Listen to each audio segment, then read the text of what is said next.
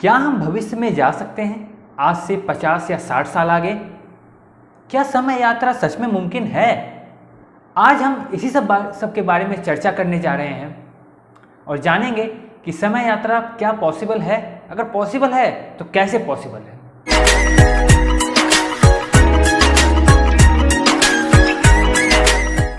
Hello friends, मैं हूं राहुल राज और आप सभी का स्वागत करता हूं अपने यूट्यूब चैनल ट्रेंडी टीचर में। उससे पहले अगर आपको वीडियो पसंद आए तो लाइक ज़रूर कीजिएगा और ट्रेंडी टीचर को सब्सक्राइब करके जाइएगा ताकि इस तरह के इंटरेस्टिंग वीडियोस आपको दोबारा हमेशा मिलते रहें। तो आइए अब देखते हैं। दो महान वैज्ञानिक स्टीफन हॉकिंग और एल्बर्ट आइंस्टाइन ने एक थ्योरी बनाई थी जिसका नाम है थ्योरी ऑफ रिलेटिविटी। आप लोगों में से कई लोगों ने इसका नाम ज़रूर सुना होगा इस थ्योरी में। तो देखिए, इस थ्योरी के मुताबिक अंतरिक्ष और समय एक दूसरे से जुड़ा हुआ है, रिलेटेड है। इसे कहते हैं स्पेस टाइम। जब कोई वस्तु पूरी रफ्तार से आगे चलती है तो वो एक समय ऐसा आता है जब वो समय को पीछे छोड़ने लगती है।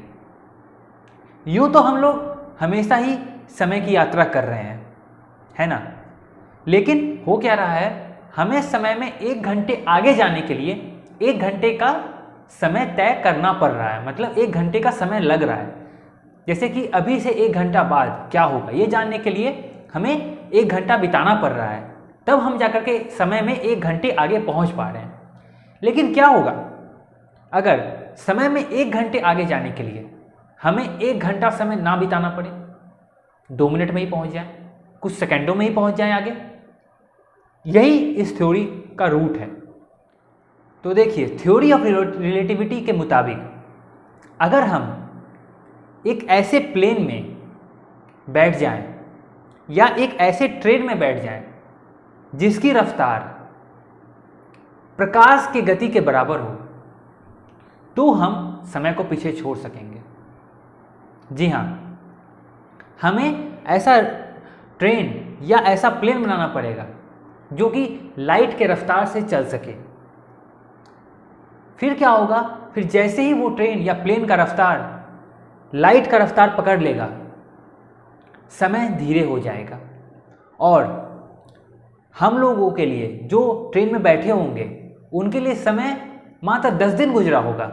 लेकिन जब हम उस ट्रेन से बाहर निकलेंगे तो इस धरती पर 70-80 साल बीत चुका होगा। जी हाँ, आपने सही सुना, 70 और 80 साल। इस थ्योरी का दावा है कि अगर ऐसा ट्रेन में हम लोग बैठें जिसका गति लाइट की गति के बराबर चल रहा हो तो 1 सप्ताह पृथ्वी के 65 साल के बराबर होगा। हम लोग के ऊपर तो कोई असर नहीं पड़ेगा, लेकिन वो समय धीरे हो जाएगा हम लोग के लिए। और बाहर जब हम निकलेंगे तो हम लोग भविष्य काल में होंगे एक तरह से, क्योंकि पृथ्वी पर 65 साल जिंदगी आगे बढ़ चुकी होगी। हम लोग के उम्र के लोग मर चुके होंगे, मगर हम लोग वैसे के वैसे ही होंगे। इसके ऊपर एक एक्सपेरिमेंट भी हुआ था। एक न्यूक्लियर वॉच को, परमाणु घड़ी को एक जेट प्लेन में डाला गया और उसी तरह के परमाणु घड़ी को धरती पर रखा गया। जेट प्लेन जब उड़ करके वापस आया तो वैज्ञानिकों ने यह नोटिस किया कि वह परमाणु घड़ी धरती पर रखे हुए परमाणु घड़ी से कुछ सेकंड पीछे चल रहा है।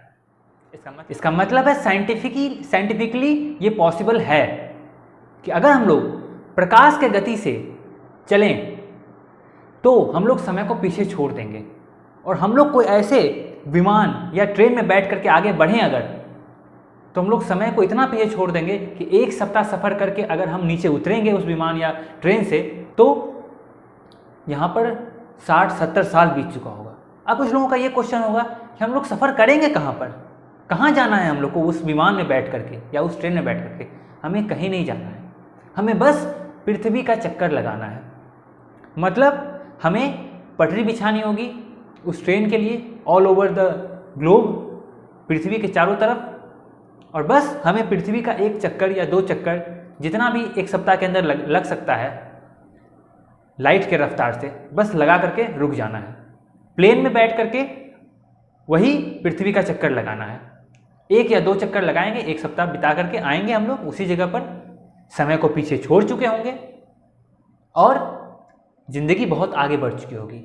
लेकिन लेकिन लेकिन सबसे पहली बात तो ये है कि इस थ्योरी से हम लोग से भविष्य काल में जा सकते हैं, वहां से वापस नहीं आ सकते। यानी ये one way ticket to future है। एक बार आप भविष्य में चले गए, आप 60 साल आगे चले गए, तो आप फिर पुनः 60 साल पीछे नहीं आ सकते।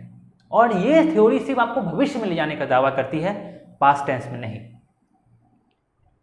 और सबसे बड़ी कठिनाई तो ये है कि हम लोग कैसे कोई ऐसा ट्रेन बनाएंगे जो कि प्रकाश के गति से चल सके, क्योंकि अभी जो सबसे फास्टेस्ट प्लेन है उसको हम लोग सुपरसोनिक प्लेन कहते हैं, फाइटर प्लेन्स, वो आवाज की गति से चलती है। तो प्रकाश की गति से चलना तो बहुत ही असंभव है, क्योंकि अभी तक सिर्फ आवाज की गति तक पहुंचे हम लोग। प्रकाश की गति से चलने के लिए बहुत ज्यादा ऊर्जा चाहिए, और अभी तक ऐसी टेक्नोलॉजी है नहीं हम लोग के पास। और लगातार 1 सप्ताह तक चलने के लिए तो बहुत ज्यादा ऊर्जा चाहिए। इतनी ऊर्जा अभी तक मानव ने निर्मित नहीं की है। लेकिन वो कहते हैं ना, कुछ भी इम्पॉसिबल नहीं है साइंस के लिए। आज से हजारों साल पहले अगर किसी को ये बोला जाता कि आप घर में बैठ करके एक छोटी सी स्क्रीन पर बहुत दूर बैठे हुए लोग का वीडियो आराम से देख पाएंगे, तो लोग आपको पागल बोलते हैं कि ऐसा संभव ही नहीं है। या फिर उन्हें वो ये बोलते कि 10-15 लोग आराम से हवाई जहाज में बैठ करके एक दूसरे जगह जा पाएंगे, तो लोग फिर भी आपको पागल बोलते हैं, क्योंकि उस वक्त 1000 साल पहले ये सब इन्वेंशंस नहीं हुआ था।